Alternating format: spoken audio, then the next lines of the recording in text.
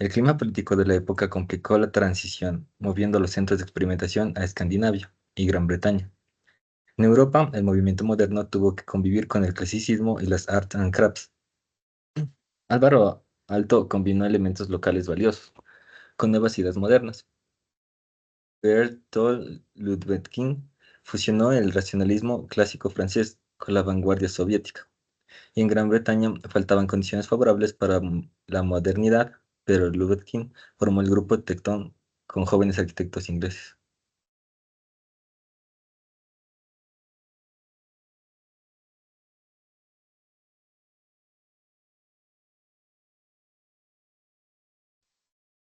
Las tres obras que escogimos para la explicación, vamos a hablar primero de la Villa Mayra. La Villa Mayra es una obra maestra de la arquitectura moderna, diseñada por el arquitecto finlandés Alvar Aalto, junto con su esposa Aino Aalto. Esta residencia privada, ubicada en Finlandia, fue construida entre 1938 y 1939 para Harry y Mary, miembros proponientes de la élite industrial finlandesa. La villa es un ejemplo destacado de la arquitectura orgánica de Aalto, que se caracteriza por la integración armoniosa de la estructura con su entorno natural.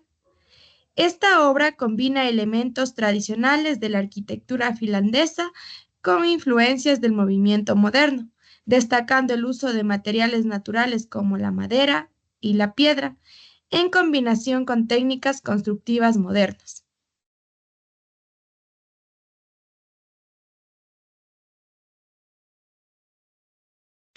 La idea o concepto de esta obra fue principalmente la composición asombrosa y sin precedentes en la cual las columnas de líneas elegantes chocan con la presencia de toscas escaleras de piedra, donde los techos de hierba destacan en vigas de hormigón, troncos desnudos flotan sobre los esbeltos postes de acero y tejas arregladas de manera paralela se alzan detrás de un revestimiento de teca. En arquitectura nunca se había visto algo parecido, y menos en manos inexpertas podía haber caído en un eclecticismo superficial.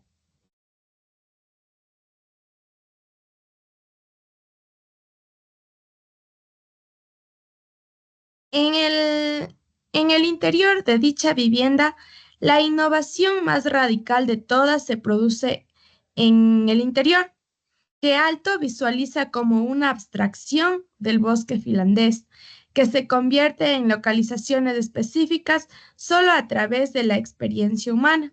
El edificio está ligado a la noción de la naturaleza en muchos niveles, entre ellos el uso de materiales y texturas naturales, formas que surgieron en procesos y ritmos naturales, así como metáforas explícitas de la naturaleza.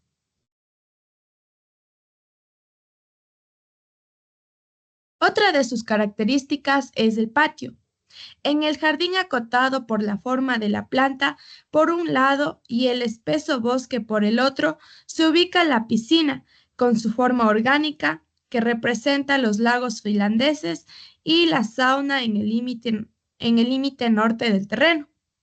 Otro aspecto es el acceso. Dicho acceso se realiza a través de una columnata de árboles sin pelar, en los que se apoya el techo de forma libre. Una vez dentro del vestíbulo, unas escalinatas de piedra conducen al salón.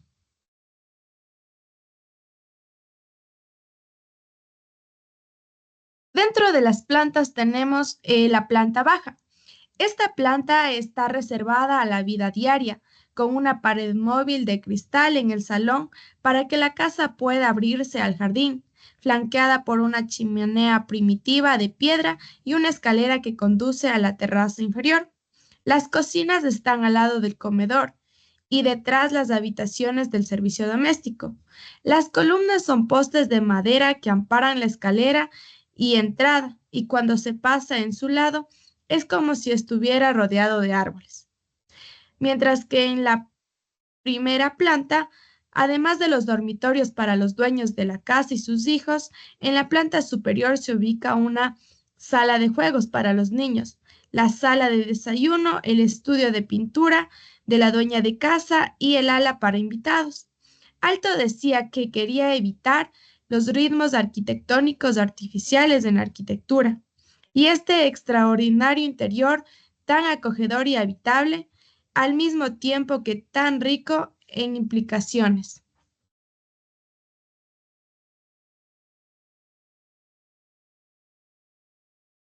De la estructura y los materiales de dicha obra. Pese a que el plano de la casa en forma de L está regulado por cuadrados, se trató de evitar un ritmo artificial o lectura fácil en la organización estructural. La primera escalera principal juega un papel importante en esta visión, al estar compuesta por dos tramos, dividida por una meseta rodeada de de listones de pino y anclada sobre paredes de hormigón. Otros alzados en algunos lugares son de madera de teca y pino finlandeses o de finas losas de piedra y enlucidos toscos. En toda, en toda la casa se encuentran yuxtaposiciones de volúmenes de piedra encalada y superficies revestidas de madera, fragmentos de vigas de hormigón que sobresalen y celosias de madera.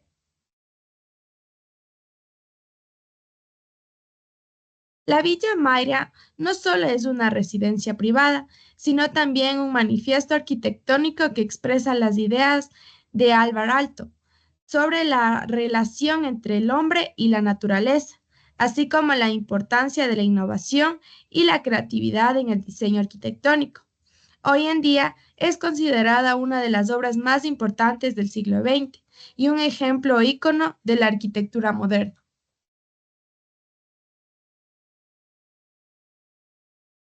Yo les voy a hablar acerca de la obra Finsbury Hill Center. Esta es una obra arquitectónica notable diseñada por el arquitecto ruso-británico Bertolt Löwer y su firma es como Tecno, ubicada en Finsbury, Londres. Fue inaugurada en el año de 1938 y el edificio es considerado un ícono del movimiento moderno en la arquitectura.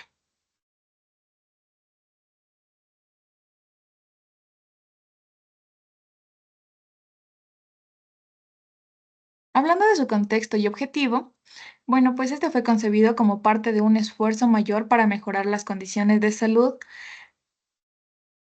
para mejorar las condiciones de salud.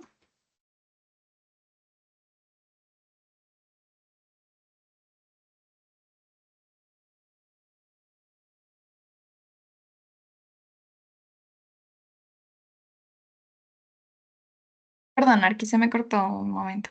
Ya, bueno, como les iba diciendo, eh, su contexto era para mejorar las condiciones de salud pública en un área que estaba densamente poblada y afectada por la pobreza.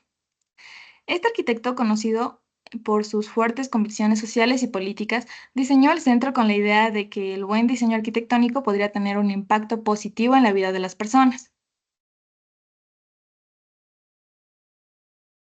Ya hablando en sí de su diseño y estilo, este edificio representaba varios principios del movimiento moderno, incluyendo el funcionalismo, el uso de nuevos materiales y técnicas, la estética minimalista. Cuando hablamos de funcionalismo, el diseño se centra en la funcionalidad y la utilidad del edificio, ya que cada parte del centro de salud fue diseñada para cumplir un propósito específico, con espacios cuidadosamente planificados para maximizar la eficiencia y la comodidad. En su uso de nuevos materiales y técnicas, se empleó concreto armado, vidrio y acero, materiales que permitieron formas más libres y espacios abiertos, características distintivas de la arquitectura moderna de la época. Y en su estética minimalista, el diseño pues es sencillo y sin adornos innecesarios, con líneas limpias y superficies lisas, donde la fachada principal tiene grandes ventanas que permiten la entrada de luz natural, lo que crea un ambiente luminoso y acogedor en el interior.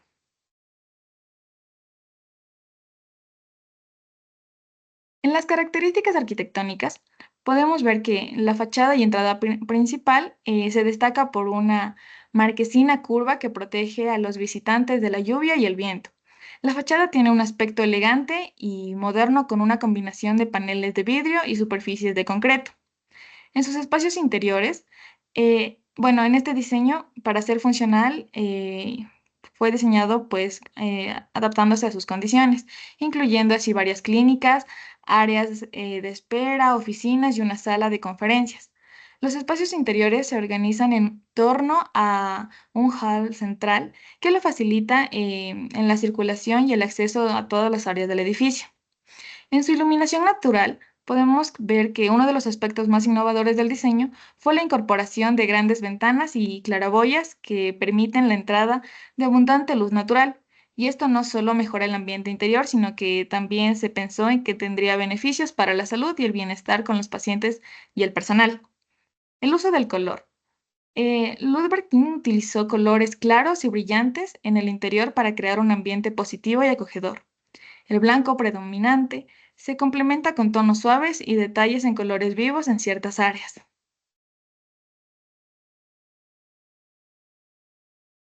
El edificio pues ha sido un objeto de varias restauraciones a lo largo de los años para preservar su estructura y mantener su funcionalidad.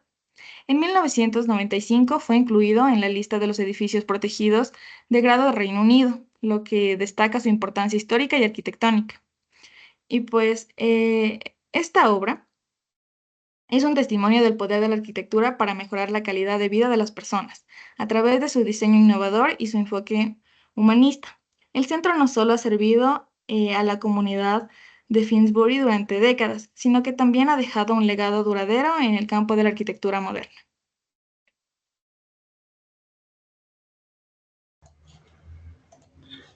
Listo, ahora les vamos a hablar sobre lo que es la obra de Laurentsplatz, también conocida como Isoko Building, también conocida como Laurentsplatz. Es un edificio residencial construido en 1934. Fue uno de los primeros ejemplos de vivienda minimalista de estilo moderno en el Reino Unido, diseñada para ofrecer un nuevo tipo de vida urbana para profesionales, jóvenes y solteros. Listo. Ahora en lo que serían las cuestiones del concepto, esta obra es un ejemplo emblemático a la arquitectura moderna que combina innovación, funcionalidad y un enfoque comunitario. Su diseño y ejecución reflejan las ideas progresistas de su tiempo y han dejado una marca duradera en la historia de la arquitectura.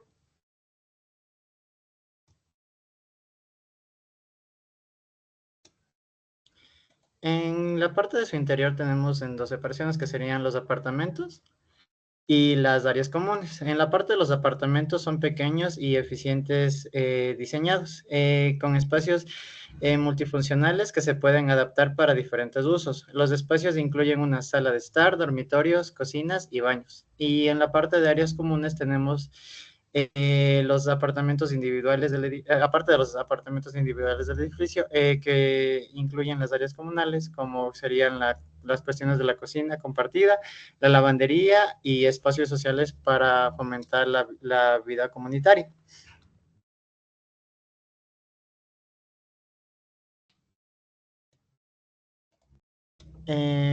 Listo, ahora en lo que es la importancia y el legado, o más que todo su legado, esta obra es uno de los primeros ejemplos de vivienda colectiva moderna en el Reino Unido y su diseño influyó en las cuestiones de desarrollo de futuras viviendas urbanas. El edificio promovió un nuevo tipo de vivienda comunitaria con servicios compartidos que permitían a los residentes interactuar y colaborar. Hoy en día, la obra es considerada un hito arquitectónico y ha sido restaurada para preservar su valor histórico y igualmente arquitectónico. Y en la parte de su impacto tenemos que representa un momento crucial en la evolución de la arquitectura moderna en Gran Bretaña, demostrando cómo los principios del movimiento moderno pueden ser adaptados para crear soluciones de vivienda innovadoras y funcionales que respondan a las necesidades sociales y urbanas de la época. Su enfoque en la eficiencia del espacio, el uso de nuevos materiales y tecnologías y la promoción de la vida comunitaria siguen siendo relevantes en el diseño arquitectónico contemporáneo.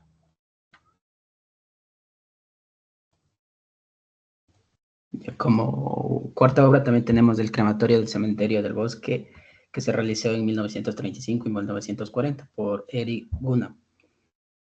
Como antecedente tenemos el concurso que se realizó en 1915 para proyectar un cementerio en Skede, que esto queda al sur de Estocolmo. Eric Gunnar y Sigurd Lewerentz ganan este concurso proponiendo un proyecto en el que conservan la floresta existente del terreno y superponiendo un sistema de caminos y senderos que vinculan varios puntos singulares del terreno. Para la planificación de esta obra, Asplund y Lewerentz indagan en las tradiciones escandinavas y cristianas, logrando una ajustada síntesis entre ambas. Para ello, trabajan con elementos que tienen connotaciones simbólicas para las dos culturas. En el caso tenemos el árbol, que vincula los diversos significados que toma la figura del árbol, como el nexo entre el mundo subterráneo, la tierra y el cielo.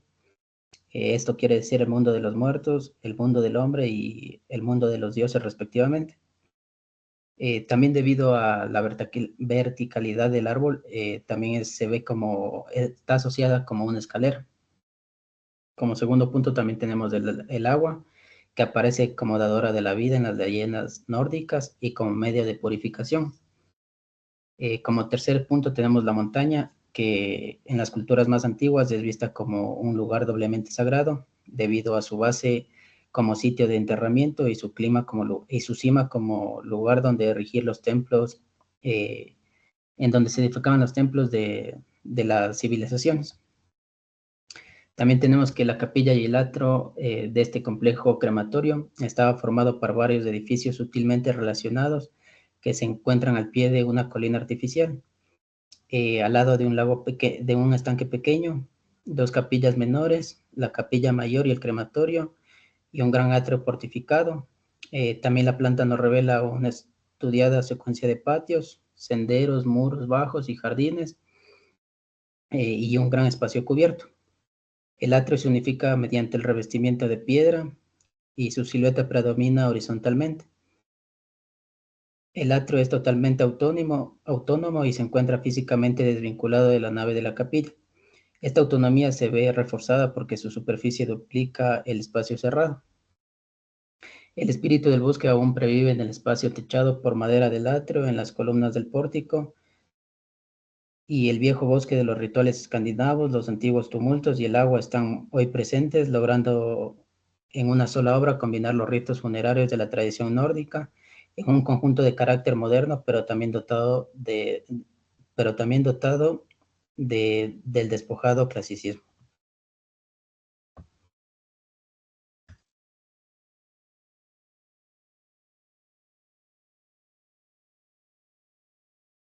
Ya, en general en el capítulo me gustaría resaltar cómo la arquitectura moderna en Gran Bretaña y Escandinavia no fue un proceso simple de adopción, sino que tuvo que pasar por una adaptación y una transformación. Cada región incorporó los principios modernistas de maneras que reflejaban sus propios contextos y necesidades, que revelaba la complejidad y la diversidad del movimiento moderno, mostrando que su éxito dependió tanto de su flexibilidad como de su rigor ideológico.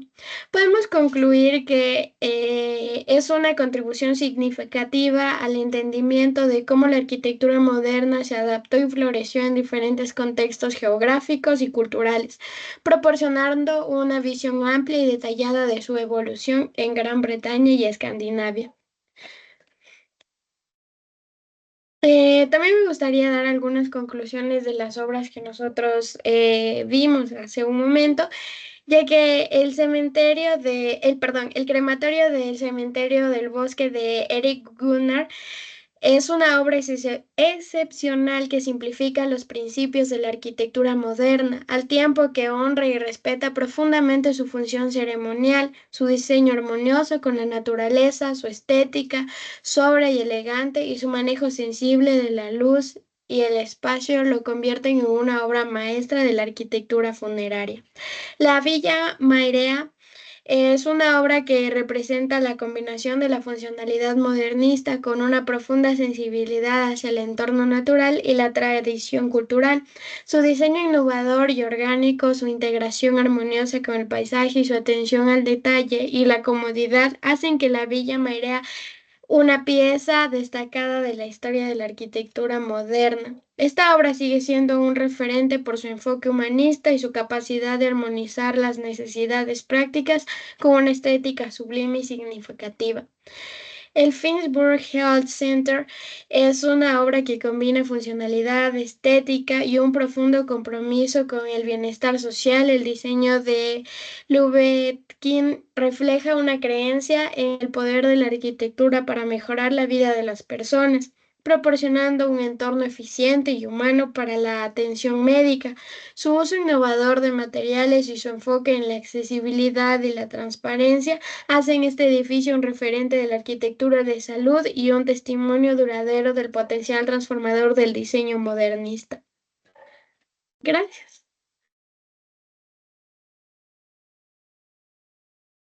Ok, vamos con los otros grupos a ver si podemos sintetizar un poquito la exposición. El grupo 3, capítulo, yo no sé, 21 me parece, ¿no?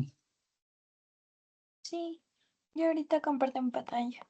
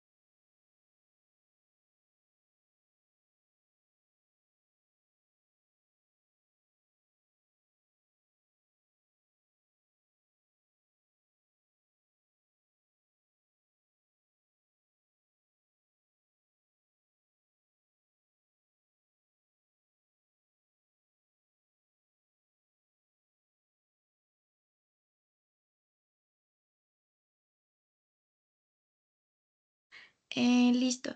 Nosotros somos el grupo de materiales y procesos. Aquí están los integrantes y nos tocó el capítulo 21. El contenido en sí, hemos elegido las 3 obras que son Las viviendas de Clarté, Ginebra de Le Corbusier, la Escuela Primaria de la Colina de Licaveto y la Escuela Experimental de la ciudad Salónica en Grecia.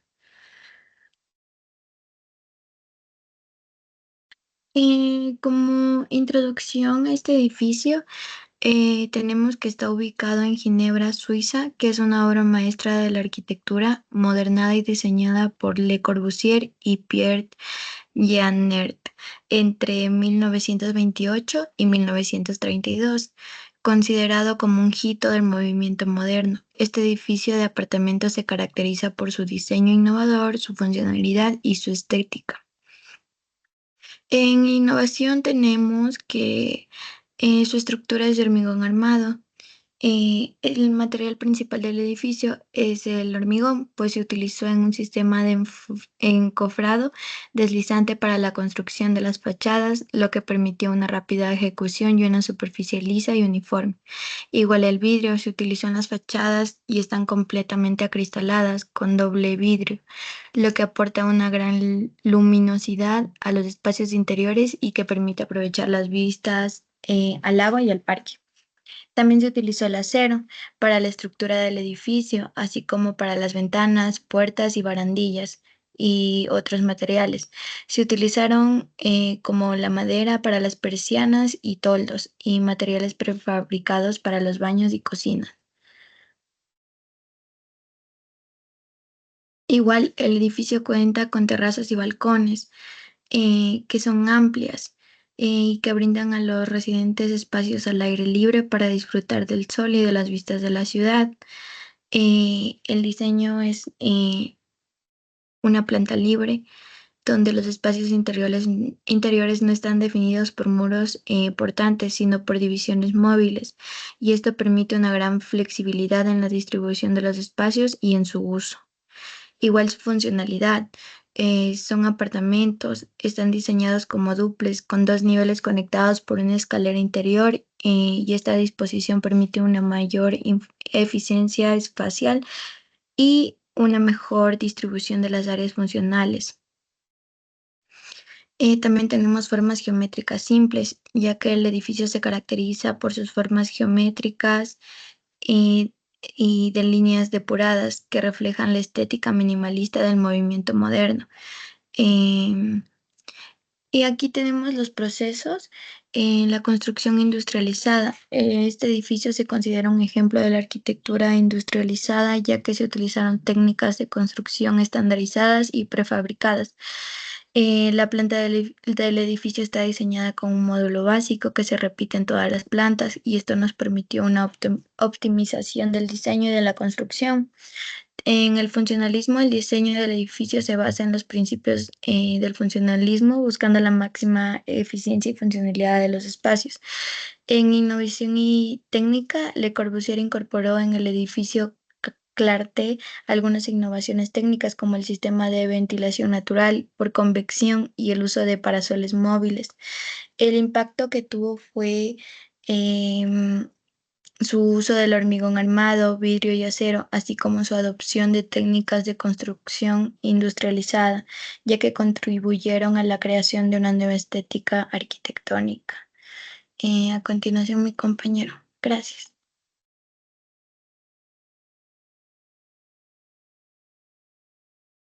Eh, Por otro lado, tenemos la escuela de primaria del Licaveto, hecha por Dimitri Pichonis.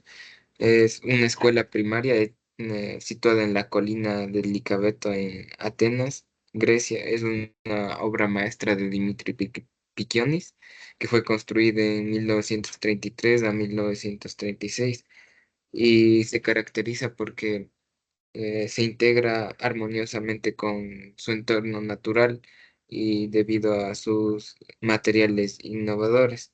Cuenta con aulas espaciosas y luminosas y con un mobiliario ergonómico y materiales para el aprendizaje de los niños. Eh, y también tenemos que las formas que fueron usadas para la construcción son simples y son funcionales sin ornamentación excesiva. Y esto refleja la filosofía de la arquitectura vernácula. Y en cuanto a los materiales, tenemos ah, la piedra local, la piedra caliza, no, no, la piedra, la piedra caliza, que es el principal para la construcción de esta escuela. Y se eligió este material debido a la durabilidad, resistencia y belleza natural de este material. Y se usó para construir los diferentes espacios, los muros, las escaleras y los diferentes elementos estructurales. Además, se usó también el concreto armado para reforzar los muros y vigas de la escuela para que estos tengan mayor resistencia. Y también se expuso el concreto en algunas partes del edificio. Por otro lado, también se usó la madera para las puertas y ventanas y marcos de carpintería. También las maderas eran de diferentes tipos, por ejemplo, el pino o el olivo que se integraban con la piedra caliza del lugar. También se usó la cerámica que se usó para los pisos, los azulejos y demás elementos decorativos. Además, se diseñaron patrones geométricos y florales en la cerámica. Y por otro lado tenemos materiales ya conocidos como el metal, el vidrio y la pintura. Siguiente.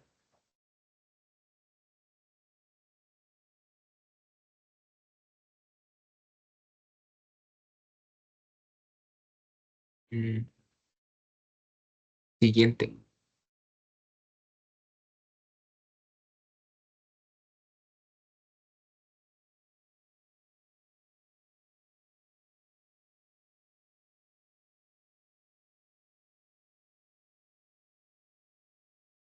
Ahí está. En cuanto a los procesos, tenemos que como el arquitecto valoraba la construcción tradicional, se aplicaron técnicas de construcción vernáculas propias de la región. Ah, en la imagen podemos ver un ejemplo de ello. Y se usó, por ejemplo, la mampostería en seco y el uso de bóvedas de cañón, y estas técnicas permitieron crear una estructura sólida y duradera que se integra armoniosamente con el entorno natural. También se usa el trabajo artesanal, dando importancia al trabajo artesanal en la construcción de la escuela. Eh, Se emplearon carpinteros, herreros y otros artesanos de la localidad para personalizar la escuela. También como ya les había contado, se logró una integración con el paisaje, debido a que la colina del Icabeto tiene unas grandes vistas. eh, y por tanto se realizaron patios, terrazas y escaleras para aprovechar las mismas. Y también en la escuela se dio un enfoque funcional. Es decir, Piquionis diseñó la escuela teniendo en cuenta las necesidades de los niños para que todo fuera favorable para su aprendizaje.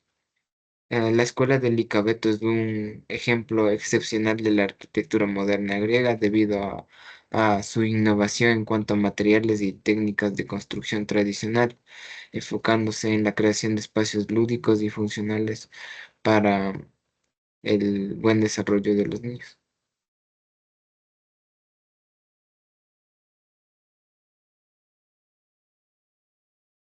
Bueno, yo les voy a hablar sobre la escuela experimental en Ciudad Salónica, en Grecia. Em, Esta fue fundada en 1929 por Dimitri Piquionis y ha tenido una historia destacada. Eh, el primer supervisor que tuvo fue Alexandros Delmousos, y este implementó sus principios en el educacionismo demótico durante la Segunda Guerra Mundial y la Guerra Civil. El director Ioannis Sirotiris protegió al personal docente y en los años del régimen intentó cambiar sus valores. A pesar de varios desafíos que ha tenido esta obra, esta escuela se ha distinguido por su alto nivel educativo y es el orgullo de sus estudiantes, demostrando una educación como puede ser un bastión de residencia y renovación cultural en tiempos de conflicto. Perdón. Bueno, en los materiales tenemos al hormigón armado, que este se utilizó como un sistema de encofrado deslizante para la construcción de sus fachadas, y esto permitió una rápida ejecución y una superficie lisa y uniforme. También tenemos al vidrio, las fachadas están completamente acristaladas con doble vidrio, y esto aporta gran luminosidad a los espacios interiores y permite aprovechar las vistas de su jardín. La madera, aquí se usó este material para las ventanas, puertas, vigas del techo y algunos otros elementos estructurales. Esta madera se dejó sin tratar, lo que le da un aspecto cálido y natural. Otros materiales que se utilizaron fueron las barandillas y las rejas. Como proceso tenemos que es una construcción moderna, ya que como mencioné anteriormente, se utilizaron encofrados. El funcionalismo, este tiene el diseño de este busca una máxima eficiencia y funcionalidad de los espacios que tiene. Las aulas de aquí son amplias y luminosas. Los espacios comunes están diseñados para fomentar la colaboración y el aprendizaje social. Su integración con el entorno. Esta escuela está diseñada para integrarse con el entorno natural que la rodea. Los grandes ventanales permiten, como ya dije anteriormente, la luz natural y la vista al jardín. Y los materiales naturales como la madera que ya mencioné y la piedra, esta ayuda a crear una sensación de armonía con el paisaje. Su sostenibilidad. La escuela se construyó con criterios de sostenibilidad, valga la redundancia, utilizando materiales duraderos y eficientes energéticamente. El diseño del edificio también permite, como ya había mencionado, la entrada de luz natural. Bueno, el enfoque en estos materiales y procesos ha sido elogiado por su modernidad, la funcionalidad que tiene y su combinación con el entorno. Y se considera esto un ejemplo importante en la arquitectura escolar griega del siglo XX. Algo más a agregar, se podría decir que unas características que el edificio cuenta con un patio interior, con un gran árbol y esta puede ser un destino popular turístico y un lugar de aprendizaje para nosotros, estudiantes de arquitectura. Gracias.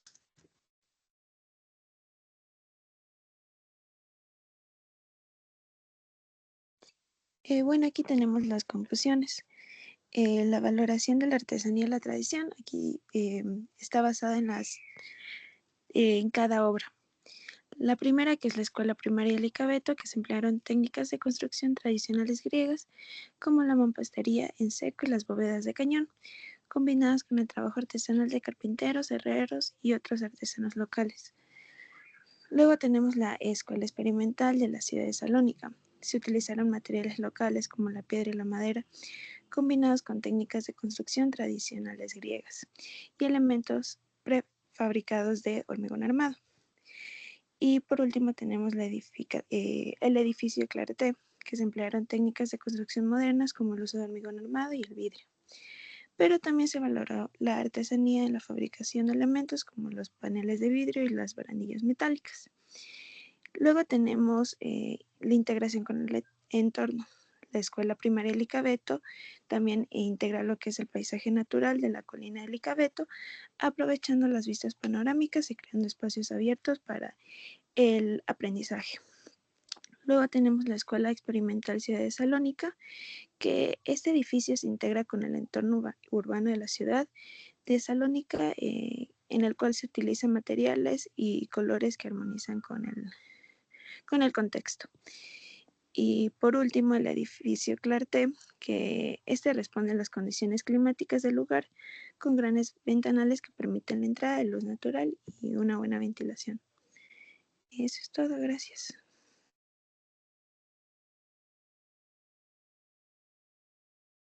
Ok, gracias al grupo 3. Vamos con el grupo 4, capítulo 27. Ya comparto, Arqui.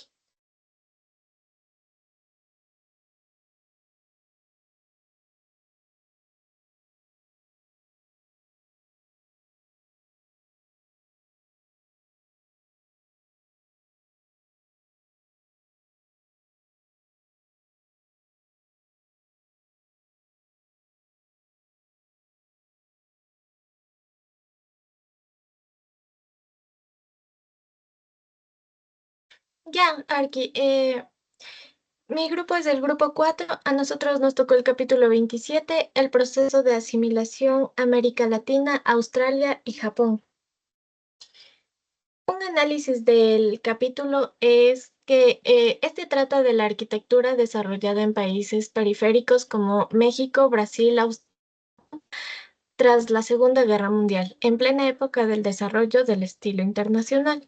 En este momento, la dialéctica entre lo global y lo regional se hace especialmente presente, intentando las arquitecturas de estos países buscar un equilibrio entre identidad regional y la nueva modernidad tecnológica.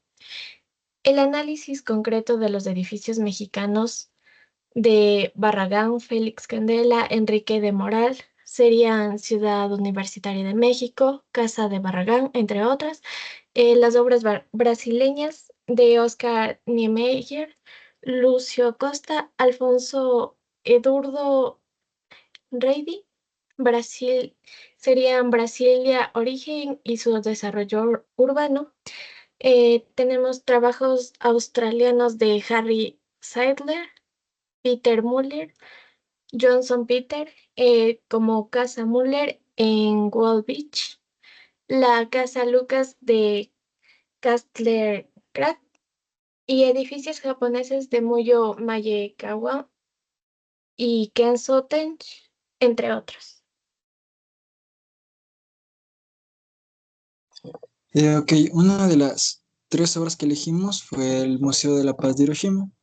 Esta tiene el Museo de la Paz de Hiroshima, también conocido como el Museo Conmemorativo de la Paz de Hiroshima, es una institución ubicada en Hiroshima, Japón. Este museo está dedicado a documentar la tragedia del bombardeo atómico del 6 de agosto de 1945 y a promover la paz mundial. Esta consta de un diseño moderno. El museo tiene un diseño moderno con líneas limpias y formas geométricas. Consta de 2 edificios. El museo está compuesto por 2 edificios principales, el edificio este y el edificio principal. El edificio este alberga una exposición sobre la historia de Hiroshima antes y después del bombardeo atómico, y el edificio principal alberga una exposición sobre los efectos del bombardeo atómico y un llamamiento a la paz mundial. Y también cuenta con un cenotafio, que es un monumento que conmemora a las víctimas del bombardeo atómico. Siguiente, por favor.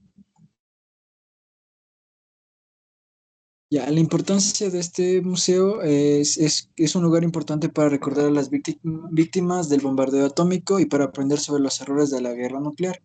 En la memoria histórica, el museo documenta el impacto devastador de la bomba atómica y preserva los recuerdos de las víctimas. Exhibe objetos personales, fotografías y testimonios que narran las historias humanas detrás de la tragedia.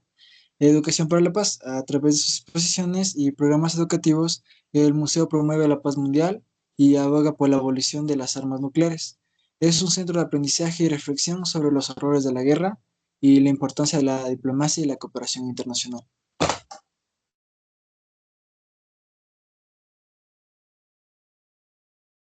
Bueno, yo les voy a hablar sobre la Catedral de Brasilia. La Catedral de Brasilia es una de las obras arquitectónicas más destacadas diseñadas por Oscar Niemeyer. Este icónico edificio religioso está ubicado en Brasilia, la capital de Brasil, y fue inaugurado en 1970. Innovación en la arquitectura, forma y estructura. Una de las características más distintivas de esta catedral es su forma única, que en lugar de torres con campanales tradicionales, opta por tener columnas hiperbólicas de concreto armado que se elevan hacia arriba y se abren como pétalos o manos al cielo. Espacio interior. El interior de la catedral es igualmente impresionante. Las columnas delgadas y curvas crean un espacio amplio y luminoso, con abundante luz, que entra a través de los paneles de vidrio que cubren la estructura. Este diseño no solo crea una atmósfera de serenidad y contemplación, sino que también comunica una sensación de ligereza y elevación espiritual. Siguiente, por favor. Simbolismo y significado. Como parte de la religión, aunque la Catedral de Brasilia es un lugar de culto católico, su diseño evita los símbolos religiosos tradicionales como lo son las cruces y las campanas. En su lugar opta por formas abstractas y una disposición espacial. Con respecto a la identidad nacional, como parte del diseño original de la ciudad de Brasilia, la catedral simboliza la modernidad y la audacia de Brasil como nación emergente del siglo XX. Impacto cultural y legado. Esto fue un icono arquitectónico. La Catedral de Brasilia se ha convertido en un icono no solo de la ciudad, sino también de la arquitectura moderna y el diseño brasileño en general. Es un destino turístico popular y un punto de referencia cultural que atrae visitantes de todo el mundo, interesados en la arquitectura y el arte. Influencia internacional. El diseño innovador de Niemeyer por la catedral ha tenido un impacto significativo en la arquitectura global.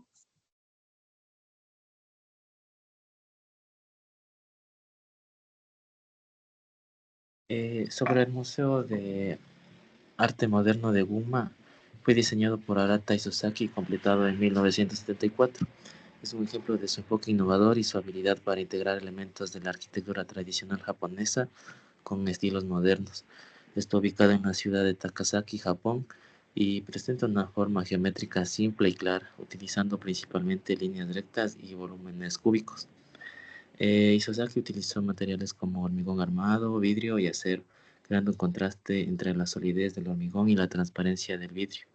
Esto refleja la influencia del modernismo en el diseño. Eh, el diseño del museo refleja la estética japonesa de simplicidad y minimalismo, evitando adornos innecesarios y enfocándose en la pureza de las formas y los espacios. Básicamente consiste en...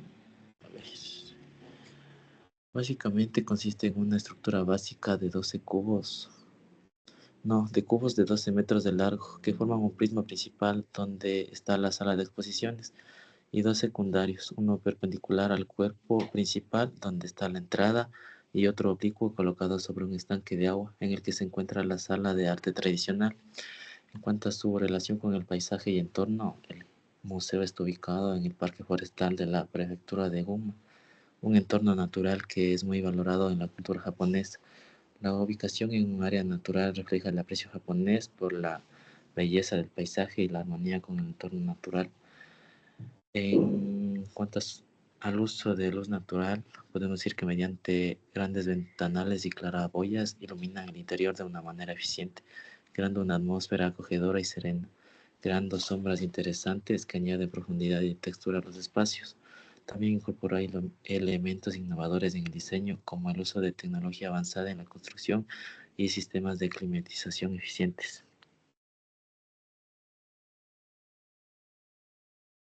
Conclusiones. En estos países la influencia de Le Corbusier fue fundamental. Su enfoque en la funcionalidad, las formas puras y el uso de nuevos materiales inspiró a los arquitectos locales a adoptar y adaptar sus principios a sus respectivos contextos nacionales. Eh, a pesar de la devastación de la Segunda Guerra Mundial, Japón emergió como un líder en la arquitectura moderna. Perdón. El arquitecto Kenzo Tenchi se destacó por sus obras que, aunque a veces parecían de ciencia ficción, estaban diseñadas con una profunda consideración por una vulnerabilidad del país a los terremotos. El uso de materiales modernos y técnicas de construcción avanzadas permitió la creación de estructuras seguras y estéticamente impresionantes. Tenemos que México, aunque neutral en la Segunda Guerra Mundial, aprovechó la oportunidad para seguir desarrollando su propia versión del modernismo, como la ciudad universitaria de la UNAM. Es un claro ejemplo de cómo los arquitectos mexicanos como Mario Pani incorporaron influencias internacionales mientras buscaban expresar identidades locales y abordar temas culturales y sociales. Brasil se destacó por su enfoque en la arquitectura moderna como en un medio para transformación social. Oscar Niemeyer, uno de los arquitectos más reconocidos de América Latina, diseñó obras que buscaban integrar a las personas de diferentes estratos sociales. Y por último tenemos que en Australia la arquitectura moderna fue fuertemente influenciada por el movimiento de la Bauhaus y adaptada a las condiciones locales. La Ópera de Sydney y la Australia Square Tower son representaciones emblemáticas de cómo la arquitectura moderna se puede adaptar para reflejar la cultura local y las condiciones climáticas. Gracias.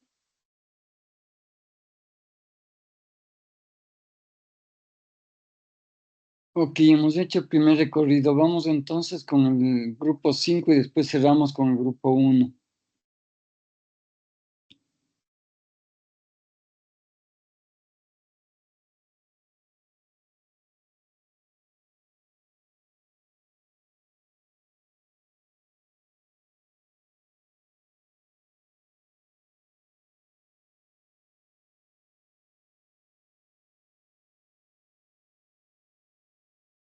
¿Este grupo 5? Sí, ya le compartimos. Ok, Emily, gracias.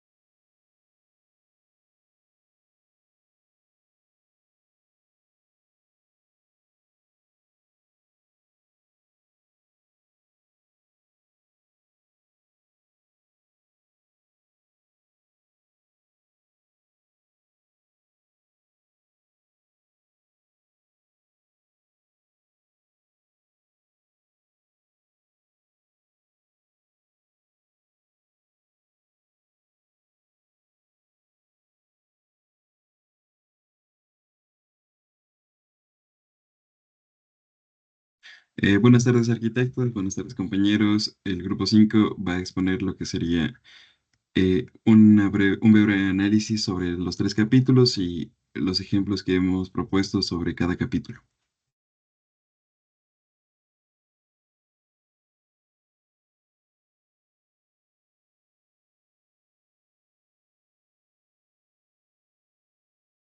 Ya. Como primer punto tenemos el análisis del capítulo 19, que prácticamente se basó en la arquitectura se integró a manera más orgánica con las identidades tradicionales locales, utilizando materiales y formas vernáculas. Fue necesario enfatizar la formalidad del diseño con la claridad de formas y su funcionalidad. Arts and Crafts preparó el terreno para la aceptación del modernismo, enfatizando la artesanía. El modernismo encontró una aplicación práctica en proyectos de vivienda social, con lo que respecta a su funcionalidad. La Villa Maire de Álvar Alto ejemplifica la integración de la funcionalidad de la modernista.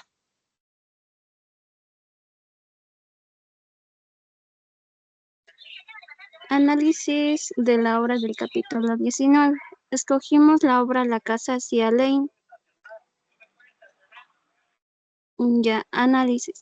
Para explicar la obra seleccionamos palabras claves, entre ellas la expansión. La Casa Cia Lane es una de las obras que ejemplifica la expansión de la arquitectura moderna a Gran Bretaña durante la década de 1930. Influencia extranjera.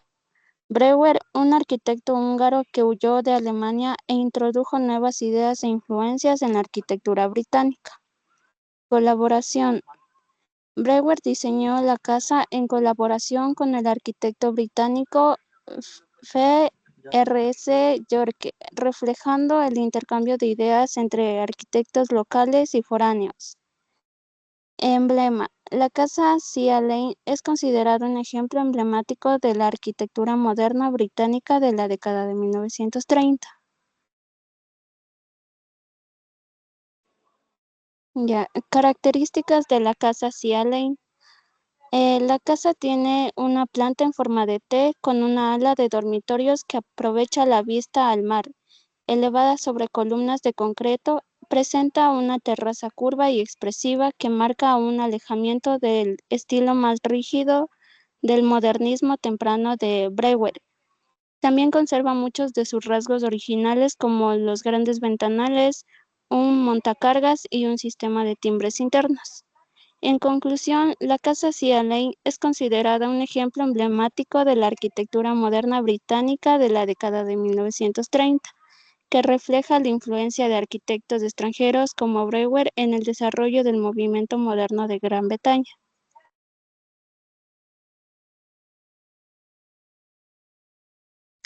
Análisis del capítulo 21. Internacional, nacional y regional. La diversidad de una nueva tradición.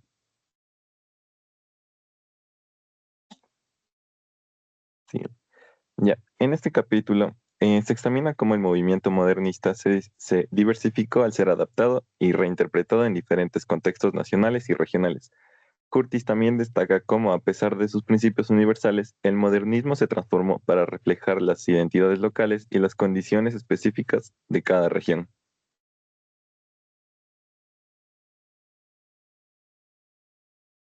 En Europa, arquitectos como Alvarado en Finlandia combinaron el modernismo con una sensibilidad hacia el entorno natural y las tradiciones locales, creando una arquitectura que es tanto innovadora como arraigada en su contexto. En Estados Unidos, Frank Lloyd Wright desarrolló la arquitectura orgánica, que se integra armoniosamente en el paisaje y utiliza materiales locales.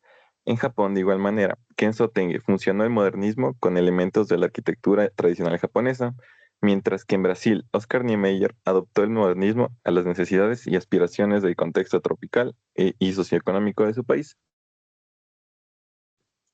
que la capacidad del modernismo para adaptarse a contextos internacionales, nacionales y regionales ha sido fundamental para su perdurable relevancia y diversidad.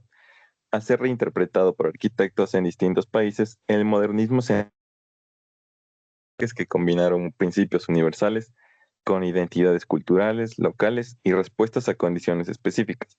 Esta adaptabilidad no solo fortaleció el movimiento, sino que también permitió la creación de una arquitectura global que es tanto innovadora como profundamente contextualizada.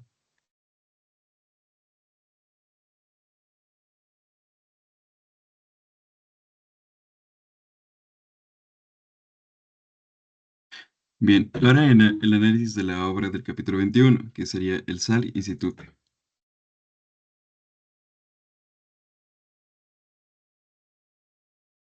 Eh, el SAR Institute for Biological Studies, diseñado por Louis Kahn y construido entre 1959 y 1965 en La Joya, California, es un centro de investigación científica de renombre mundial. La estructura se caracteriza por su uso del hormigón visto y su diseño monumental. Y el análisis sería que estaría el regionalismo, la interdisciplinaridad y la innovación. En el regionalismo, el diseño de Kahn para este proyecto se refleja como un enfoque regionalista que se adapta al clima, al paisaje de la localidad. Y la disposición de los edificios en torno a un patio central abierto hacia el océano crea una expansión que maximiza la luz natural y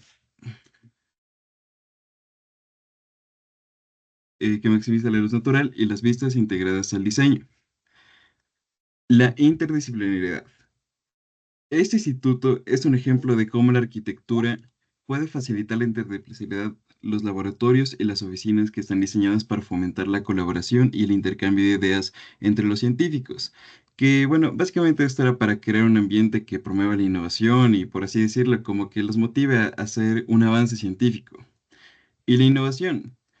Kahn utilizó materiales como el hormigón y el acero de manera innovadora, creando una estructura que, como lo era funcional y estéticamente poderosa, con grandes espacios abiertos y una organización del edificio que básicamente facilitaba el trabajo científico en este lugar, mientras que los materiales y el diseño arquitectónico aseguraban una durabilidad y la belleza temporal.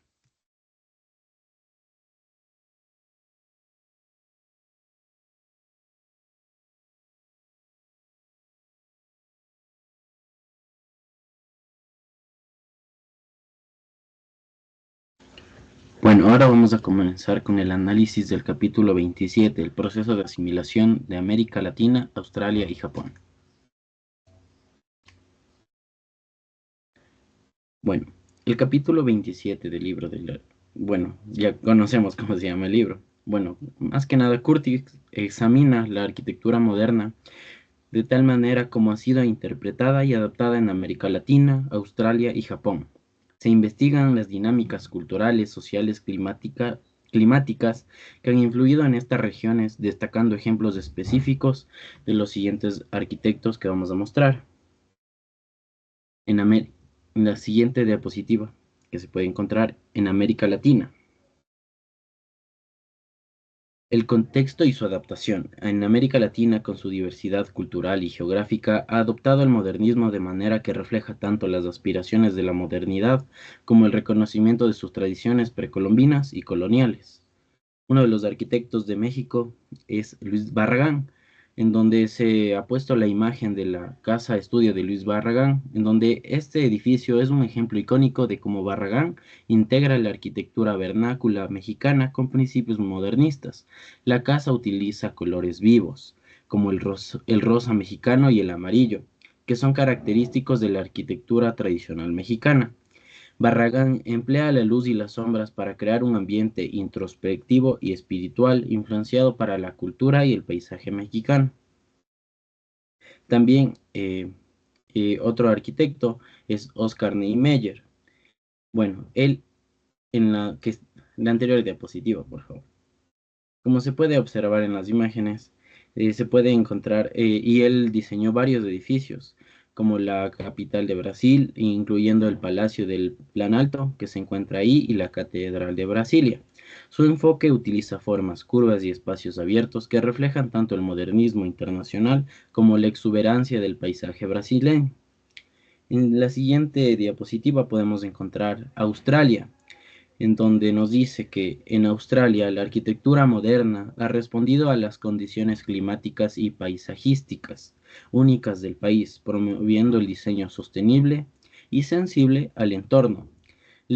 Un arquitecto que hemos puesto es Glenn Mugurt, en donde podemos encontrar la casa Marika Alderton House, en donde esta está ubicada en el territorio norte, en donde esta casa es un ejemplo de la filosofía de Murkurt, en donde se simplifica una sola frase, que es tocar el suelo ligeramente. Esto se explica de manera, ya que utiliza materiales locales como la madera, el acero corrugado y técnicas de construcción que permiten una ventilación natural y protección solar adaptándose perfectamente al clima. Otra casa que tenemos ahí es Simpson Lee House, en donde esta es Nueva de Gales del Sur, se encuentra en esa ubicación. Esta casa refleja el enfoque de Murkurt en la integración con el paisaje. La casa se abre hasta el entorno natural, utilizando grandes ventanales de espacios abiertos para maximizar la luz natural y la ventilación. En siguiente instancia tenemos Japón, en donde en Japón la arquitectura moderna se ha fusionado con la rica tradición arquitectónica japonesa, creando una síntesis que respeta la historia mientras adopta nuevas tecnologías y materiales. El arquitecto que se habla es Kenzo Tange, donde se ha realizado una foto del Estadio Nacional de Yoyogi, construido para los Juegos Olímpicos de Tokio de 1964. Este es un ejemplo de cómo Tange combinó la estética japonesa con el modernismo. La estructura suspendida con las líneas fluidas reflejan tanto la tradición de la carpintería japonesa como los principios modernistas de funcionalidad y simplicidad. También tenía otras obras como el Plan de Tokio de 1960, aunque no se realizó completamente. Este plan urbano visionario propuso una ciudad expandida sobre la bahía de Tokio, integrando infraestructura moderna como principios de organización espacial tradicional japonesa. Otro arquitecto que se menciona es Tadao Ando, en donde la Iglesia de la Luz se ha puesto aquí. Esta obra maestra del minimalismo utiliza hormigón expuesto y juega con la luz y las sombras para crear un espacio espiritual contemplativo. Ando fusiona el minimalismo modernista con la espiritualidad japonesa, logrando una profundidad conexión entre el edificio y su entorno. Unos temas claves que se pudo adaptar encontrar en este capítulo era la adaptación cultural de la modernidad, en donde Curtis destaca los arquitectos en América Latina, Australia y Japón, y han adaptado los principios modernistas para reflejar sus contextos culturales y geográficos únicos.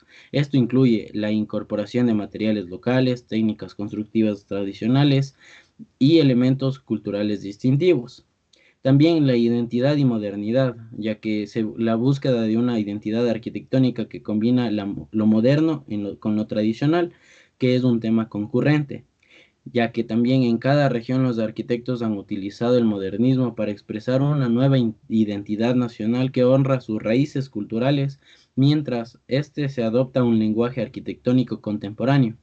También en sostenibilidad y entorno, se refiere a la respuesta de las condiciones climáticas y geográficas específicas de cada región, llevado a soluciones arquitectónicas innovadoras y sostenibles. Esto se puede evidenciar por ejemplo, en el caso de Australia, de Glen Mucur, donde la arquitectura sostenible es una respuesta directa al entorno natural. Y como conclusión podemos decir que el capítulo 27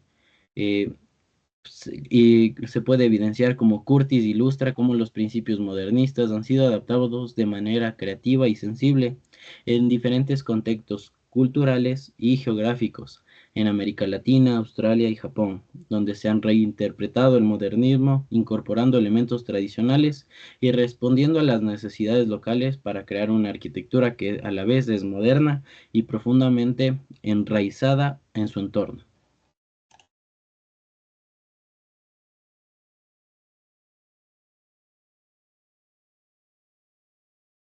Gracias. Vamos.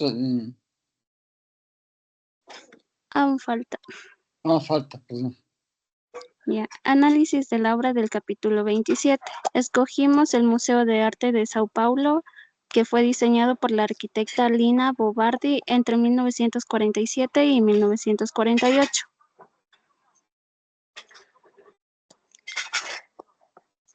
Puedes pasar, por favor. Ya. Análisis. Museo vivo. La obra fue concebida como un museo vivo, ya que promovería exposiciones periódicas, actividades educativas y talleres en diversas disciplinas artísticas. El museo tiene una estructura elevada suspendida a 8 metros del suelo y con 74 metros de luz entre los pilares. Permite la circulación peatonal por debajo y ofrece vistas panorámicas de la ciudad y la sierra de Cantareira. El museo tiene una innovación innovadora, ya que Lina Bo Bardi utilizó láminas de vidrio templado apoyadas sobre bases de hormigón como soportes innovadores para exponer las obras de arte, imitando la posición del lienzo en el caballete. El Museo de Arte Moderno tiene una ubicación estratégica, ya que fue un terreno privilegiado en la Avenida Paulista, en el cruce de dos ejes viales importantes de Sao Paulo. Aunque sufrió algunas modificaciones en una reforma entre 1996 y 2001, el museo sigue siendo considerado una obra maestra de la arquitectura moderna y está protegido como patrimonio histórico desde 2003. En conclusión, el Museo de Arte es un icono arquitectónico y cultural de Sao Paulo que alberga una de las colecciones de arte más importantes de Latinoamérica en un edificio emblemático del movimiento moderno brasileño.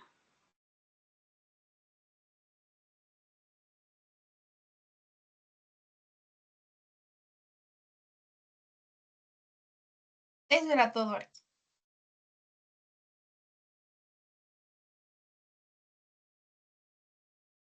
Ok, y vamos con el grupo 1 para cerrar las presentaciones.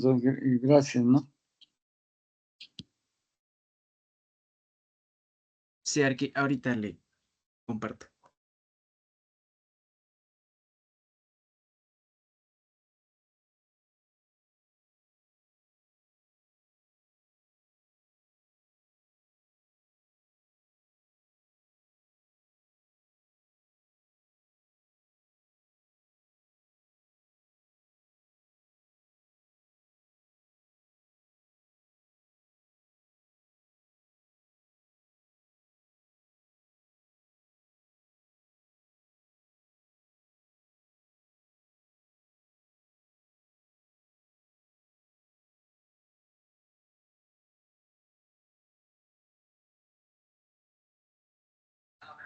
Buenas noches, aquí, buenas noches compañeros. Nosotros vamos a presentar igualmente un análisis de todos los capítulos mencionados, el 19, 21 y 27. Empezando por el análisis general de los capítulos. tenemos que los capítulos 19, 21 y 27 del documento ofrecen una visión integral de la evolución y diversificación de la arquitectura moderna a lo largo del siglo XX, subrayando su expansión y adaptación en diferentes contextos geográficos y culturales. Estos capítulos destacan la plasticidad del movimiento moderno y cómo fue reinterpretado para responder a las necesidades y características de distintas regiones del mundo. En el capítulo 19 se analiza la llegada de la arquitectura moderna a Gran Bretaña y Escandinavia. En Gran Bretaña, la modernidad se mezcló con tradiciones arquitectónicas locales, creando un estilo que reflejaba tanto la influencia continental como las particularidades británicas. La adaptación y promoción de la arquitectura moderna por parte de arquitectos como Maxwell Fry y Jane Drew resultaron en un modernismo distintivo y contextualizado. En Escandinavia, el modernismo se caracterizó por un enfoque humanista, como una fuerte preocupación por el bienestar humano y la armonía con el entorno. Figuras como Alvar Aalto y Arne Jacobsen fueron cruciales en la definición de un modernismo que integraba funcionalidad con una profunda conexión cultural y paisajística. En el capítulo 21 destaca la diversificación de la arquitectura moderna a medida que se difundía globalmente. Después de la Segunda Guerra Mundial, la arquitectura moderna no solo se consolidó, sino también se adaptó para reflejar características nacionales y regionales. Esta fase de reflexión y consolidación permitió una integración más profunda de materiales y técnicas locales, resultando en una variedad de expresiones arquitectónicas. La Villa Mairea de Alvar Aalto es un ejemplo emblemático de cómo la arquitectura moderna podía adaptarse a contextos específicos, integrando elementos vernáculos y arcaicos. Y para terminar, el capítulo 27 se enfoca en la asimilación y reinterpretación de la arquitectura moderna en América Latina, Australia y Japón.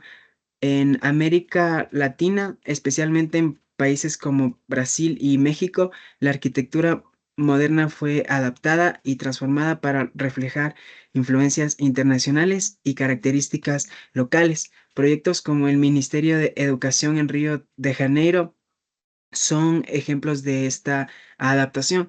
En Australia, la llegada tarde de la modernidad permitió una integración que respondía a las condiciones climáticas y culturales únicas del continente.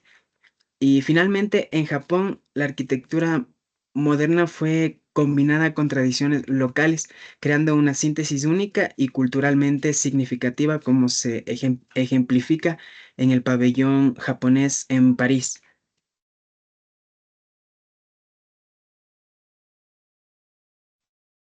Continuando, tenemos el análisis de las obras. Para el capítulo 19 tenemos el análisis del edificio del periódico Turun Sanomat de Alvar Aalto. Este edificio fue construido entre 1927 y 1930 en Turku, Finlandia. Es considerado una de las primeras obras plenamente racionalistas del arquitecto Alvar Aalto, encargado por el propietario del principal periódico progresista de Turku. Este proyecto se convirtió en un catálogo de los 5 puntos enunciados por Le Corbusier como rasgos de la nueva arquitectura, que son la retícula de pilotis, la planta libre, la cubierta terrazada, la composición libre de fachada y las ventanas corridas. El edificio se presenta como un cuerpo en C que se reúne en torno a un patio de manzana. En la planta baja también se ubican lo que serían las tiendas, el sótano, la rotativa, el almacén y en las plantas superiores los despachos y apartamentos. La fachada principal hacia la calle se caracteriza por, primeramente, un hueco acristalado de doble altura que actúa como contrapunto vertical a la dominante horizontal. También tenemos lo que es una estrecha grieta donde se sitúa la entrada a las oficinas y el retranqueo de la última planta. También tenemos la configuración facetada de los escaparates de las tiendas en la planta baja. Estos elementos otorgan un carácter escultórico al edificio, especialmente la torre cilíndrica que domina el interior de la manzana. La influencia del constructivismo ruso se manifiesta en el carácter escultórico, ya que en la idea de proyectar la primera planta del periódico en el interior del hueco acristalado. El edificio también se muestra por primera vez algunos rasgos que caracterizan la obra de Aalto a partir de entonces, que son la incipiente del organicismo, de los pilares del almacén de papel y de la rotativa, los lucernarios circulares que iluminan la rotativa y la escalinata principal que asciende entre dos paredes de hormigón revestidas de estuco pulido. Aalto revela su habilidad para fusionar elementos de la tradición clásica de manera más abstracta y poética, marcando un paso significativo hacia el estilo más funcional y moderno. Aalto demostró una profunda comprensión de la arquitectura clásica al incorporar esquemas como el piano móvil, que es un carácter procesional de la circulación y una cuidadosa proporción de la disposición de llenos y vacíos. A través de la acentuación plástica de la estructura y la disciplinada articulación de la fachada, Aalto logró infundir vitalidad y modernidad a los cánones aceptados, mostrando igualmente una evolución en su enfoque arquitectónico. Aunque él rechazaba el uso de manifiesto de los órdenes clásicos y esquemas abstractos de la tradición clásica, como la disposición de columnas inspiradas en los templos griegos. La fachada del edificio, inicialmente austera y neoclásica, se fue despojando gradualmente de los adornos para adoptar una estética más depurada y contemporánea.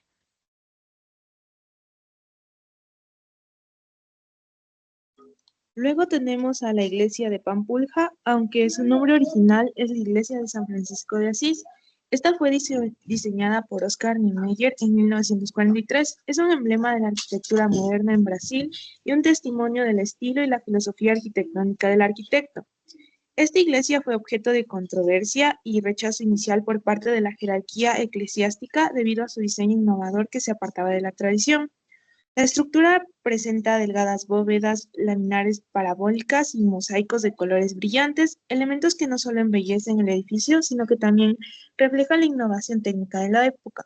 El material que se utiliza principalmente es el hormigón armado, un material que Niemeyer empleó ampliamente en sus obras por su versatilidad y capacidad para crear formas innovadoras. También hace uso de los mosaicos de colores brillantes en la fachada y el interior, que son obra del artista Cándido Portinari. Estos mosaicos y murales retratan escenas de la vida de San Francisco de Asís y añaden una dimensión artística y narrativa al edificio. Niemeyer, influenciado por la reacción poética de Le Corbusier hacia el paisaje brasileño, adopta en su diseño una pasión por las formas sinuosas y orgánicas. Sus palabras reflejan su rechazo a las líneas rectas y duras, creadas por el hombre, y su admiración por las curvas libres y sensuales que se encuentran en la naturaleza. Esta filosofía se materializa en la iglesia, donde las curvas del techo ondulado y las formas fluidas del edificio evocan las montañas, los ríos, las nubes y las olas del mar. Crean una conexión poética y visual en el entorno natural. La modernidad en la arquitectura se utilizó como símbolo de políticas progresistas, centralización e industrialización, reflejando un compromiso con la modernización y el progreso. Al mismo tiempo, esta adopción representa una conexión con los modelos culturales universalizadores de la Ilustración europea, mostrando cómo Brasil, aunque modernizado, también buscaba establecer su propia identidad cultural distintiva en el escenario global.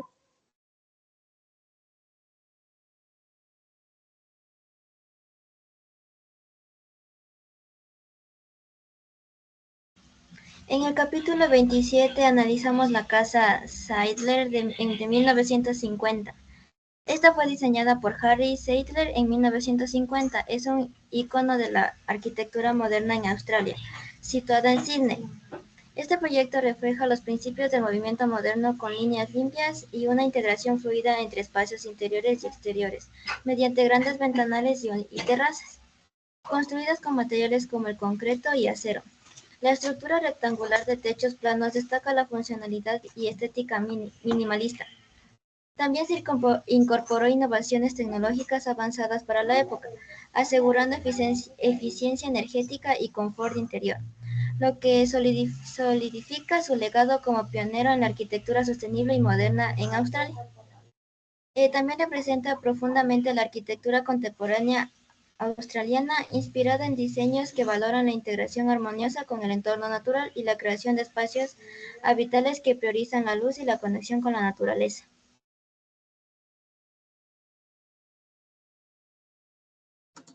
Ya, para finalizar tenemos lo que son las conclusiones. Como conclusiones hemos obtenido que en los capítulos se habla de una competencia entre lo que es la arquitectura moderna internacional y las tradiciones arquitectónicas regionales. Aunque la arquitectura moderna compartía lo que son algunos principios y características similares en todo el mundo, cada región tenía sus propias formas de interpretar y aplicar la arquitectura moderna, adaptándose a su entorno cultural y geográfico. En algunos lugares se buscó combinar la modernidad con elementos tradicionales para crear una nueva síntesis arquitectónica.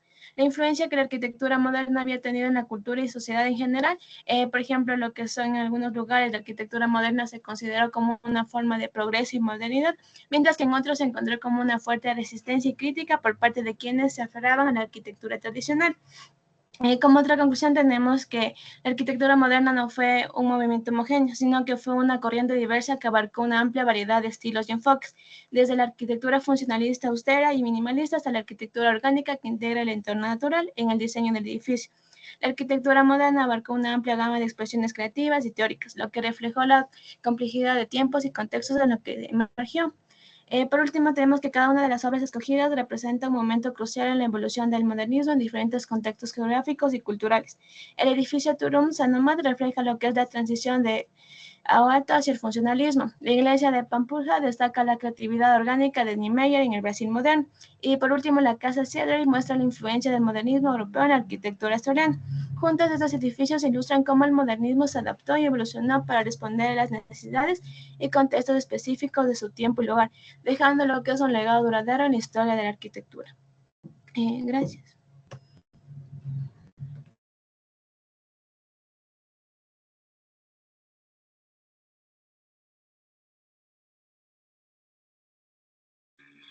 Ok, bueno, hemos cerrado esta ronda y les debemos las conclusiones. No sé si todavía está Melissa por ahí, para arrancar con conclusiones el próximo martes, creo, Melissa, y después trabajar sobre la otra lectura respecto a la relación con el medio ambiente natural, que me parece que es interesante esa, ¿no?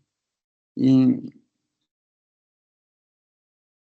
habíamos quedado el próximo jueves en tener quizás la última revisión de los trabajos en presencial.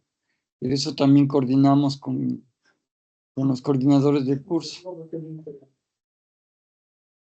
Listo, arquitecto. Yo me estaría comunicando entonces con los coordinadores y arrancaríamos con este cierre de estas exposiciones del día martes. Sí, porque me parece que hay bastante información que quedó un poco de lado. O sea, todo lo que estuvimos trabajando y para